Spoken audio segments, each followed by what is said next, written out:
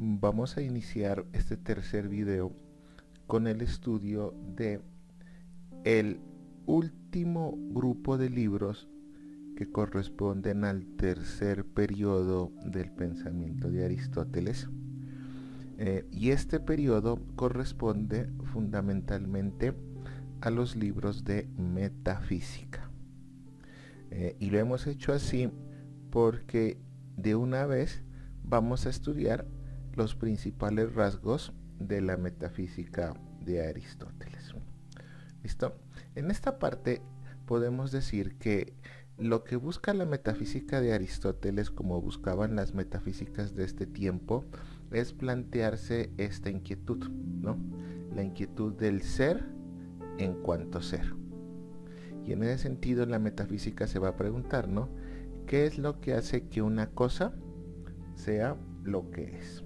Entonces, ese elemento Aristóteles lo retoma en su metafísica, pero para poderlo estudiar, primero Aristóteles se va a lanzar a hacer una revisión, un examen de las filosofías anteriores y sobre todo de las posturas metafísicas que se habían desarrollado con anterioridad.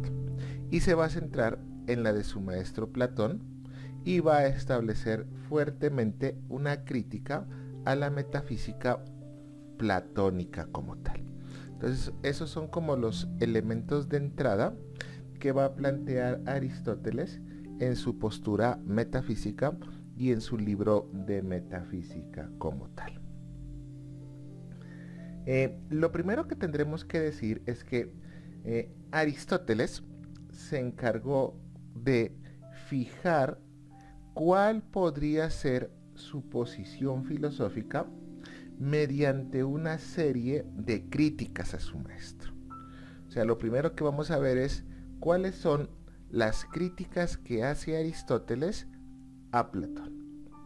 Y la primera crítica la encontramos en el cuestionamiento que Aristóteles hace de la teoría de las ideas que había desarrollado Platón. O sea, lo primero que tendremos que decir es que si nos vemos desde la perspectiva de Aristóteles, Aristóteles va a defender la validez de la idea. O sea, él no cuestiona que la idea no exista. Él defiende la idea y, para emplear el término platónico, y defiende que la idea debe tener unas características, ¿no? O sea, que la idea debe ser algo universal y debe ser algo racional. Hasta ahí no hay mayor separación con Platón. Es más, Aristóteles, igual que Platón, entiende que la idea es el único objeto posible para poder llegar al conocimiento verdadero. Y esto es así porque Aristóteles también entiende que la idea es la esencia. Para Aristóteles, la idea es un ente inmutable. O sea, es la realidad que no va a cambiar.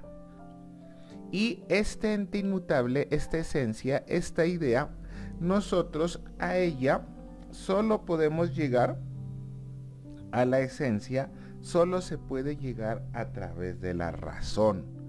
No podemos llegar a ella a través de los sentidos.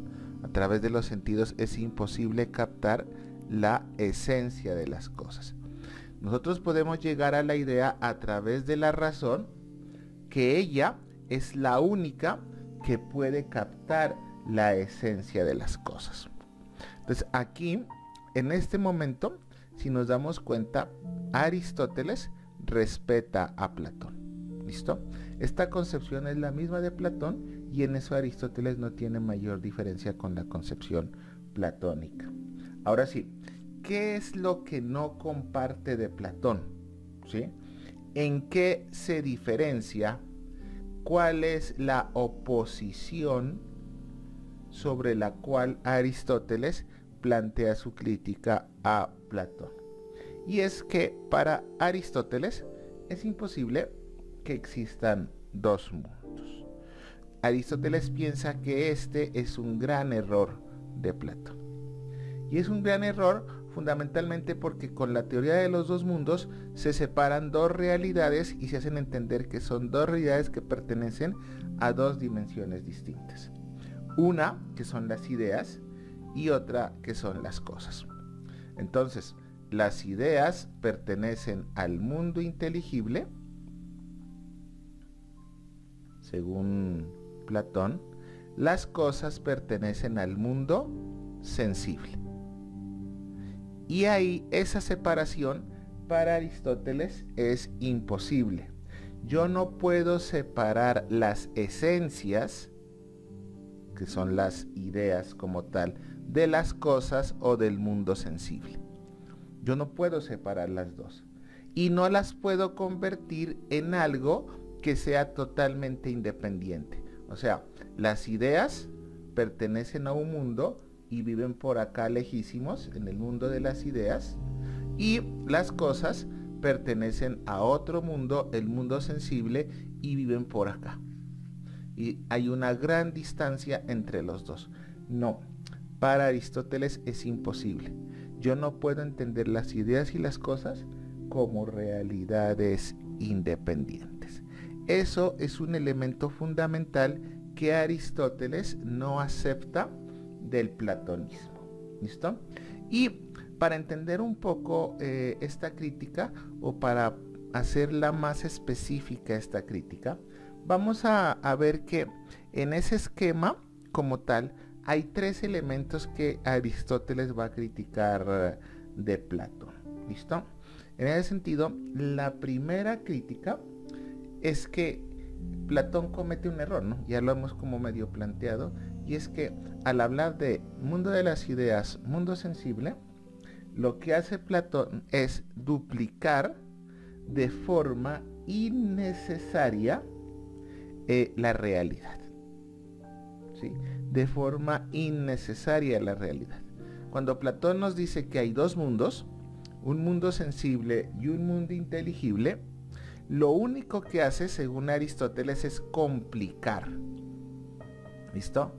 El filósofo Platón, en lugar de resolver el problema, lo que hace es complicarlo. ¿Qué problema complica? Pues el problema de la metafísica como tal, ¿no?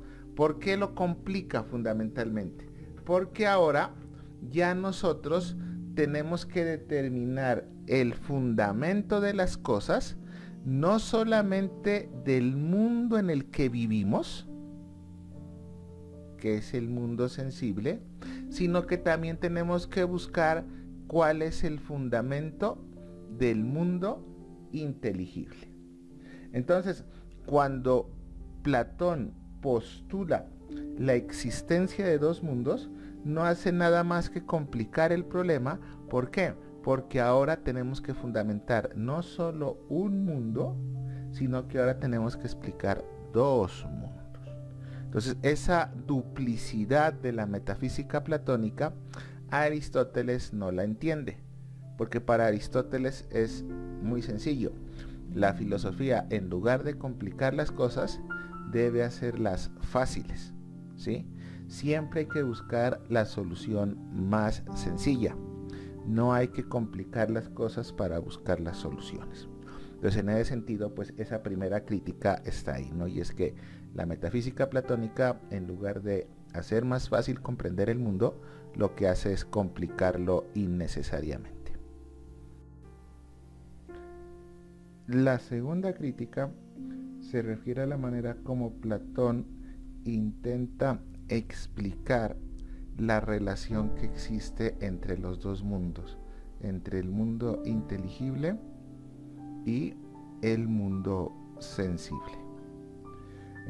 Si recuerdan, Platón dice que las cosas, o sea, todo lo que nos rodea a nosotros, solamente son copias de una idea como tal.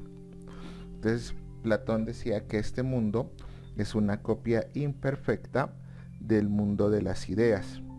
Y son copias de las ideas porque para Platón las ideas son el modelo a partir del cual se construyen o se forma la realidad sensible. Aristóteles no está de acuerdo con esta concepción porque él piensa que cuando Platón utiliza los términos de participación y copia, porque Platón dice, ¿no?, que las cosas participan de la idea perfecta, que las cosas son una copia de la idea perfecta.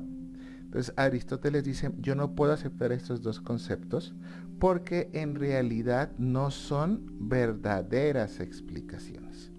El concepto de participación y el concepto de copia para Aristóteles no son verdaderas explicaciones, ya que lo que hace Platón únicamente es utilizar unas metáforas, ¿sí?, las cuales, en lugar de clarificar conceptualmente lo que de verdad sucede en el mundo sensible, lo que hace es confundirnos. Y al confundirnos, Platón intenta desviar la atención refugiándose en unas imágenes literarias que no son posibles de justificar en el mundo de las cosas como tal. En ese sentido, habría Platón quedado como atado al mundo de los mitos. ¿Por qué? Porque él solamente piensa en cosas que yo no puedo demostrar empíricamente. Y entonces Aristóteles dice, ahí Platón desarrolla una etapa prefilosófica, porque se basa en la imaginación, como se hacía en la religión, para explicar la realidad. Pero entonces esta forma de explicar corresponde más bien al pensamiento prefilosófico que al pensamiento filosófico como tal. Y la tercera y última crítica que hace Aristóteles a la teoría de las ideas es que Aristóteles no entiende por qué se plantea el concepto de idea como algo inmutable.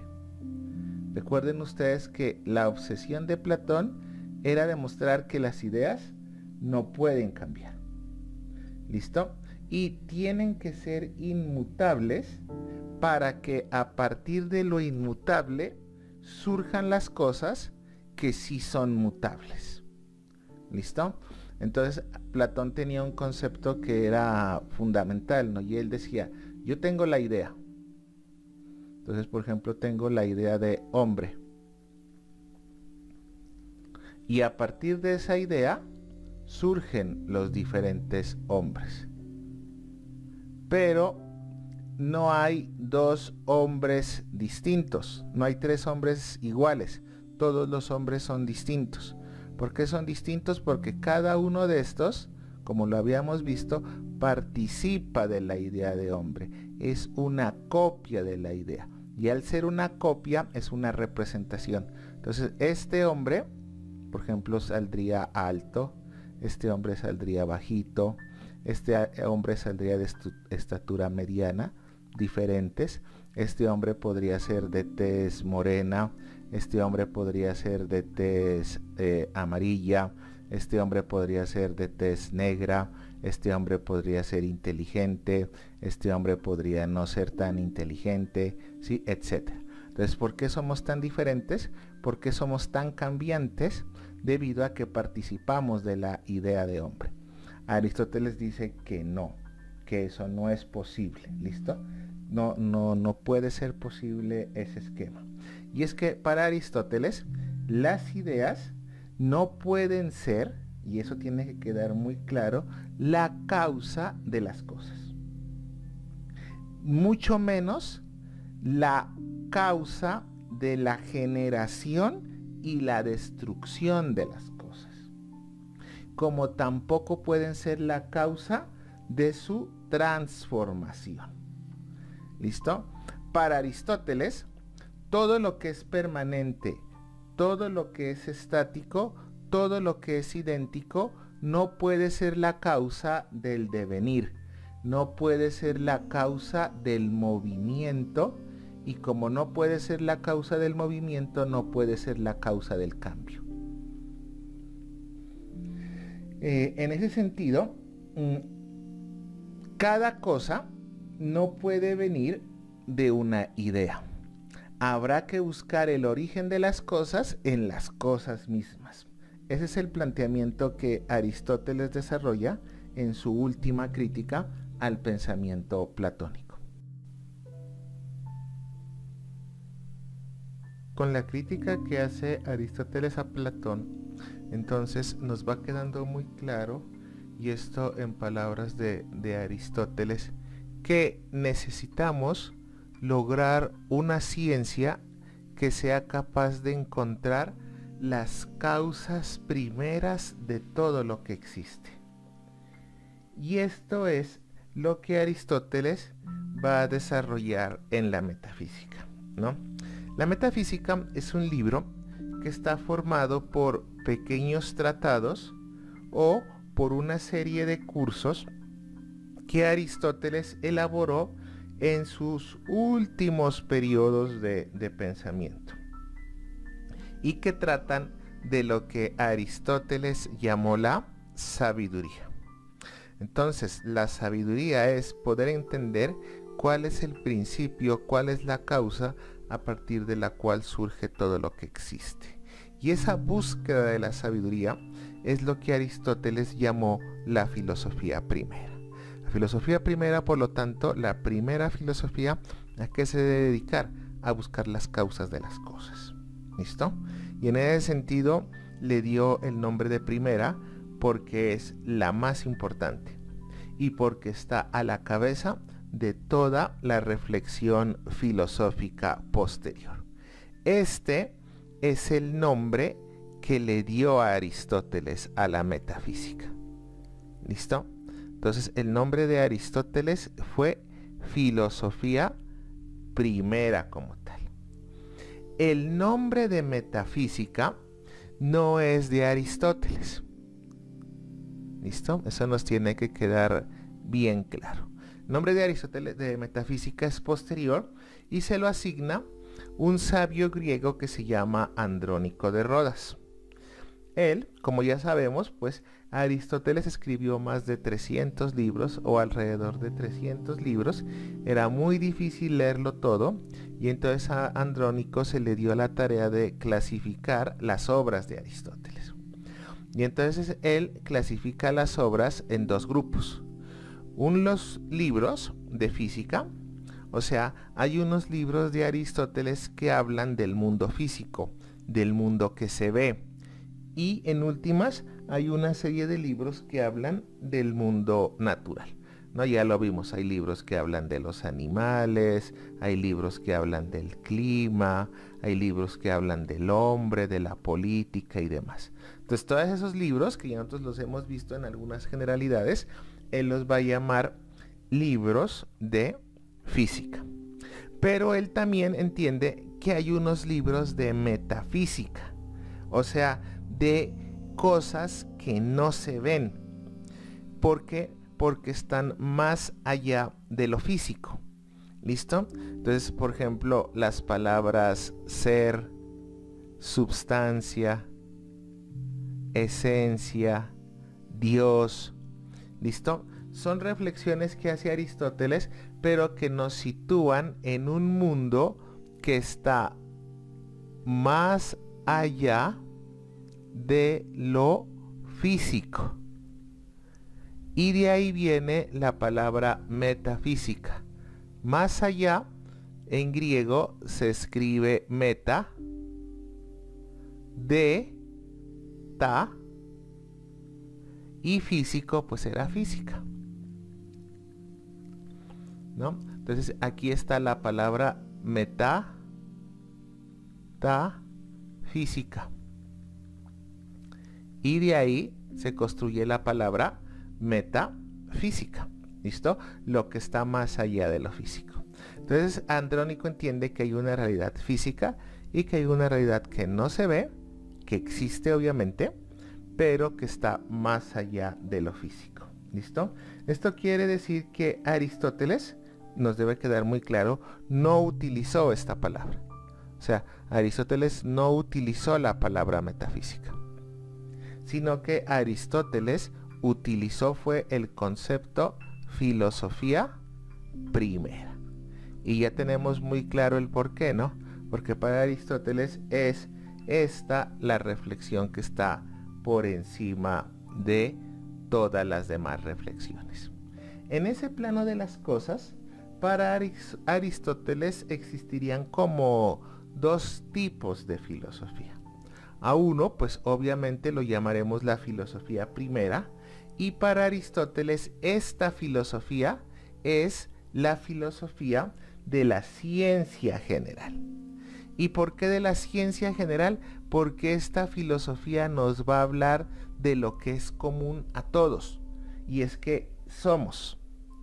Y esa búsqueda del ser, como ya lo hemos dicho, lo identifica con la sabiduría. En ese sentido, Aristóteles piensa que la metafísica o la filosofía primera se ocupa de lo más universal que existe, que es esa pregunta, ¿no? Del ser en cuanto es. ¿Qué es lo que hace que una cosa sea lo que es? ¿Qué es lo que hace que la mesa sea mesa? ¿Y cuáles son las características, cuáles son los atributos esenciales que le permiten a esa cosa ser lo que es? Entonces la pregunta, ¿no? ¿Qué es lo que hace que la mesa sea mesa? ¿Que sea de color azul? ¿Eso será un atributo esencial? Entonces la filosofía primera es esa reflexión que busca entender qué es lo que hace que una cosa sea lo que es.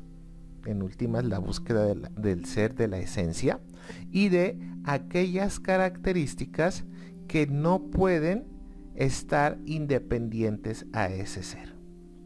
Y existe una filosofía segunda, que ya no habla de lo general, sino que es una reflexión sobre lo particular, ya que esta filosofía segunda está dedicada a un elemento en específico, que es a la virtud, ¿sí? A aquello, no se olviden, ¿no? Que virtud es aquello que hace a una cosa buena y perfecta. Eso es lo que significa virtud. Y para Aristóteles, la virtud fundamental del ser humano la encontramos en la felicidad. Entonces la filosofía segunda es una reflexión acerca de la felicidad. Otro elemento que hay que tener bien en cuenta en esta introducción que se está haciendo a la metafísica de Aristóteles es que Aristóteles tiene o desarrolla una clasificación de las ciencias. ¿Listo? ¿Por qué? Porque para nuestro filósofo, él está convencido de la universalidad del conocimiento. O sea, de que el conocimiento, que las ideas tienen que ser válidas para todos. Ese conocimiento es el conocimiento verdadero. Pero esa universalidad del conocimiento es el resultado de la unión de todos los saberes. Los saberes son particulares. La unión de esos saberes pues nos va a llevar a la universalidad del conocimiento. Ahora, este saber se encuentra articulado en lo que él va a llamar las ciencias. Las ciencias sí tienen un carácter particular porque son específicas como tal. Cada ciencia se dedica a un elemento en específico y son autónomas porque cada una tiene su rol y su desempeño específico. Ahora sí, el conjunto de estas ciencias particulares y autónomas es lo que hace posible la ciencia. ¿Y qué es la ciencia entonces? El conocimiento de todos los aspectos de la realidad. Entonces, cuando hablamos de la universalidad del conocimiento, es justamente eso, ¿no? Que la ciencia universal, tiene que ser capaz de conocer la totalidad de lo real. Y esa totalidad de lo real se hace en la medida en que seamos capaces de articular lo particular para llegar a la totalidad como tal del conocimiento que existe. Entonces, para Aristóteles, el conocimiento en un primer momento tiene que ser particular. Y por eso Aristóteles establece 3 tipos de ciencias diferentes, que son las ciencias teóricas, las cuales tienen como fin el conocimiento teórico, abordar la realidad y encontrar la fundamentación teórica de las cosas.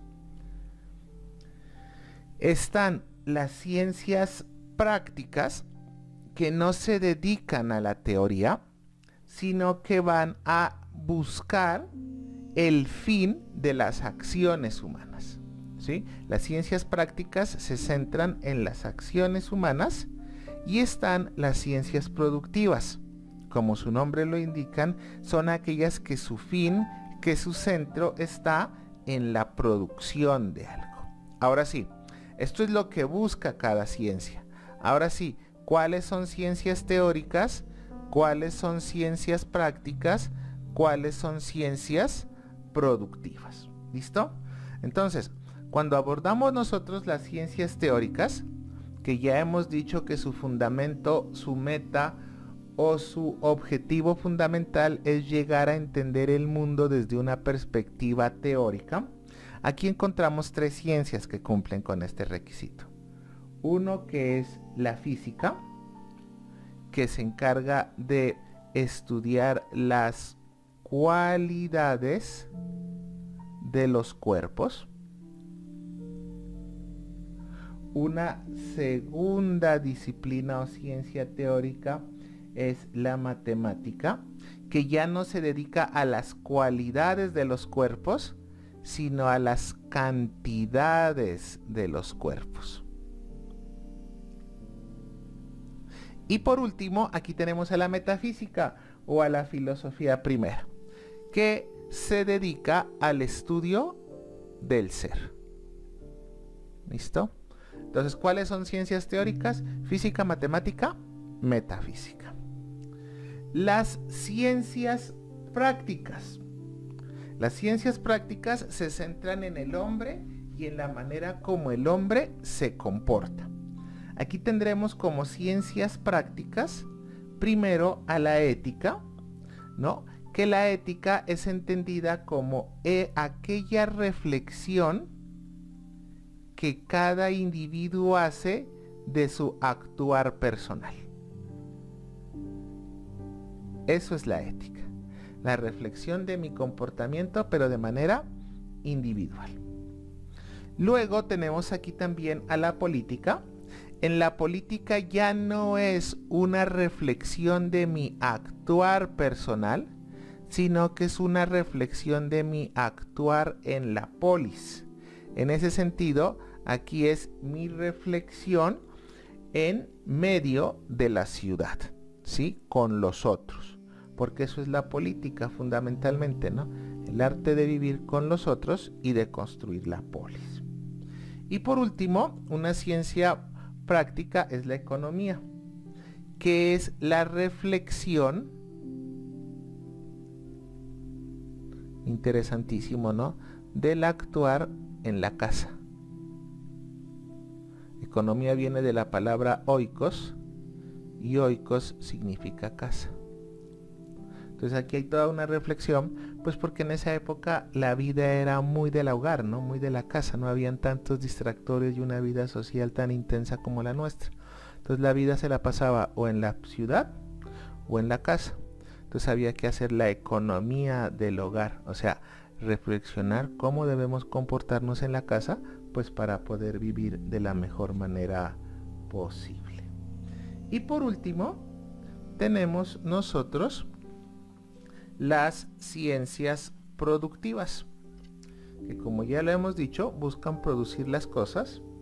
Tenemos la poética, en donde se establecen aquellos principios, aquellas reglas sobre la producción literaria.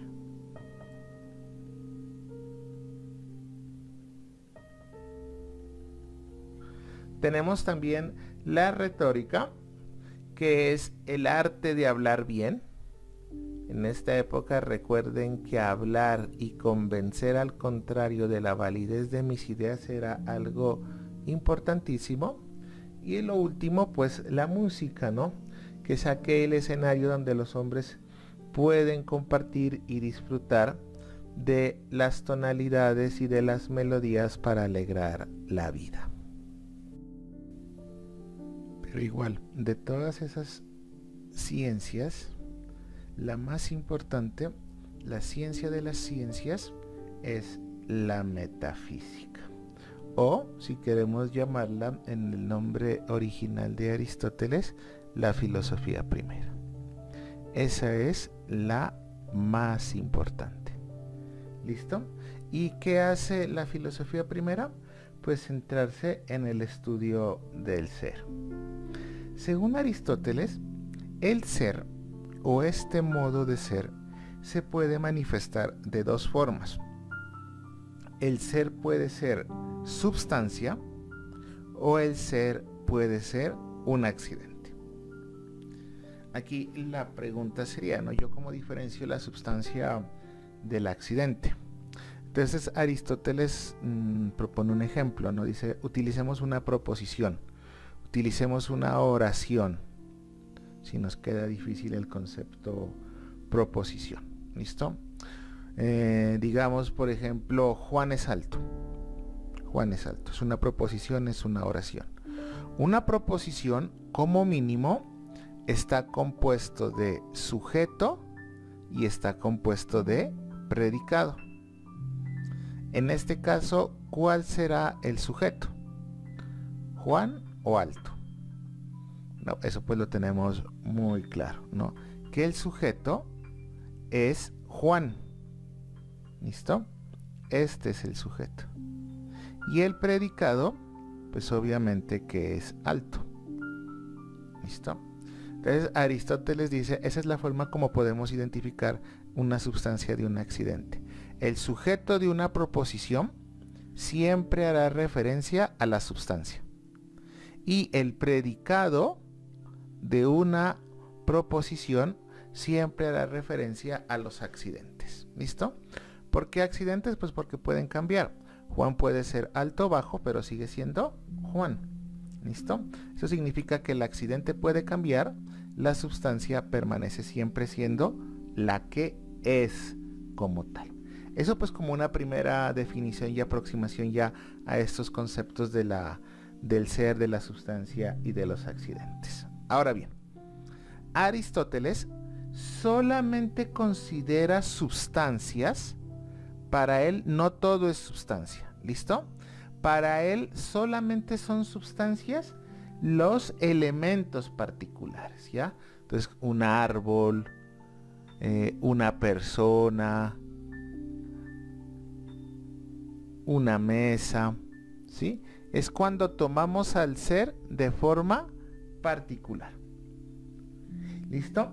Y según Aristóteles, solamente a las cosas reales y a los individuos concretos es que nosotros debemos llamarlos un ser. O en palabras de Aristóteles, nosotros podemos llamarlos una sustancia. Entonces, ¿la sustancia a qué hace referencia? A individuos concretos y a cosas que sean reales como tal. ¿Listo? La sustancia tiene esos dos elementos que son fundamentales. Y es que Aristóteles observa que detrás de todos los cambios que nosotros observamos, porque nosotros observamos que el mundo está cambiando continuamente, esos cambios simplemente se dan en apariencia. ¿Por qué? Porque detrás de esos cambios existe algo que no cambia. Pilas con eso. Detrás de esos cambios, que en última son en apariencia, existe algo que no cambia y que permanece de manera constante y de manera inalterable. Y a eso que permanece idéntico e inalterado es que Aristóteles le da el nombre de sustancia. Ahora bien, si nosotros vamos a la etimología de la palabra sustancia, ¿sí? La palabra que usó Aristóteles en su etimología era ousia. Esta es una palabra que viene del griego. Esta es la que utilizó Aristóteles.